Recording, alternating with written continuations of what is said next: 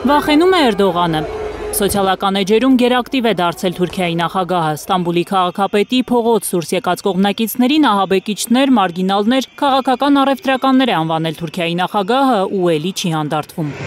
Ընդդիմադիրներին մեղադրել է նաև արգելված ֆետոյի հետ կապ ունենալու համար։ Էրդողանի հանրային ելույթներից տպավորություն է, թե իր երկրում չեն տասնյակ հազարավոր ցուցարարներ արդեն մեկ շաբաթ պայթեցնում խոշոր քաղաքների փողոցները։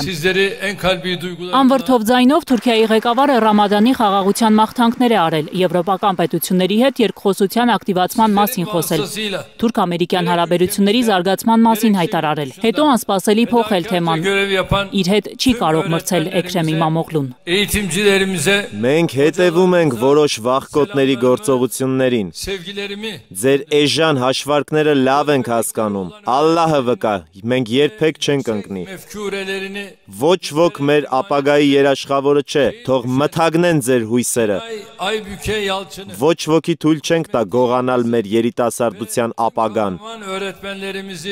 Այն, որ անհանգստացած Էրդողանը կասկած չունեն փորձագետները, միայն Ստամբուլում 15 միլիոն աջակից ունեցող անազատության մեջ գտնվող քաղաքապետը նոր պլան է մշակում փողոցային պայքարն ավելի արդյունավետ դարձնելու համար։ Բնականաբար չի կարող չանհանգստանալ իշխող ուժի որևէ ներկայացուցիչ տեղի ունեցողով, բայց միևնույն ժամանակ պետք է ասել, որ կարծում ենք, եւ սա ոչ միայն իմ կարծիքն է, նաեւ տարաբնույթ այսպես գիտական շրջանակների, որ հաշվարկված քայլ է եղել ձերբակալությունը, ուստի նաեւ հաշվարկված քայլ է եղել դրան հնարավոր այսպիսի արձագանքը։ Այսինքն իշխանական թիմի կարծիքով ամենայն հավանականությամբ իրավիճակը վերահսկելի է, խնդրալույց է, բայց վերահսկելի է։ Թուրքիայում հասունացած ճգնաժամը խորանալու միտումներ ունի, նկատում է թուրքագետը։ Այդ զարգացումները ուղիղ եւ անուղղակի կարող են ազդել նաեւ մեզ վրա։ Անկարան, որ հատկապես վերջին շրջանում անընդհատ խոսում էր այսպես կոչված Զանգեզուրի միջանցքի մասին, հիմա հնարավոր է մի պահ կանգ առնի։ Այս փուլում այդ քաղաքական ճգնաժամը, այդպիսի իրադրությունը եւ հնարավոր այլ ավելի խորացումը քաղաքական ճգնաժամի բերելու է Թուրքիայի արտաքին քաղաքական հնարավորությունների մասամբ սահմանափակմանը, որը չի կարող չազդել Թուրքիայի կողմից Հարավային Կովկասում վարվող քաղաքականության վրա։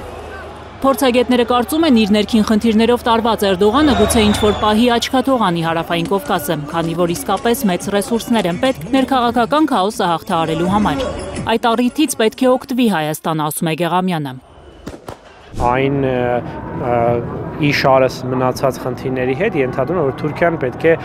մեծ ռեսուրսներ դիվանագիտական, քաղաքական, ռազմական, ֆինանսական ուղի այս ուղղությունը սպասարկելու համար։ Հաշվի առնելով այն հանգամանքը, որ այս պահին կա ներքին ճգնաժամ, այդ ներքին ճգնաժամը կարող է խորանալ, դա նշանակում է, որ Թուրքիայի հնարավորությունները սպասարկելու արտաքին քաղաքական տարբերությունները, այդ թվում Հարավային Կովկասը համեմատաբար նվազում են, չեն վերանում, պարզապես նվազում են։ Բայց կարծիքը, թե հնարավոր իշխանափոխության դեպքում մեզ համար ավելի լավ է լինելու անհեթեթություն է, ասում է թուրքագետը։ Թուրքերի արյան մեջ է ազգայնամոլությունը։ Չնայած քեմալականները հակասություններ ունեն իշխող ուժի հետ, բայց նրանց արտաքին քաղաքական հայացքները գրեթե նույնն են։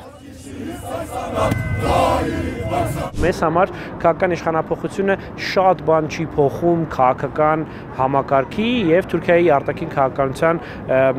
մշտական նպատակների տեսանկյունից։ Փոխվում է միայն դրանց տեմպը, փոխվում է դրանց իրականացման գուցե մոդելը, բայց ոչ նպատակակետը։ Բայց հիմա իշխանափոխության մասին վաղ է խոսելը, համոզված են փորձագետները։ Ավելի քան 2 տասնամյակ Թուրքիան ղեկավարող Էրդողանը լավ է ճանաչում իր ժողովրդին։ Արևմտյան խոշոր վերլուծաբանները գրում են, նրան միայն պարկած կհանեն Թուրքիայի կառավարության շենքից։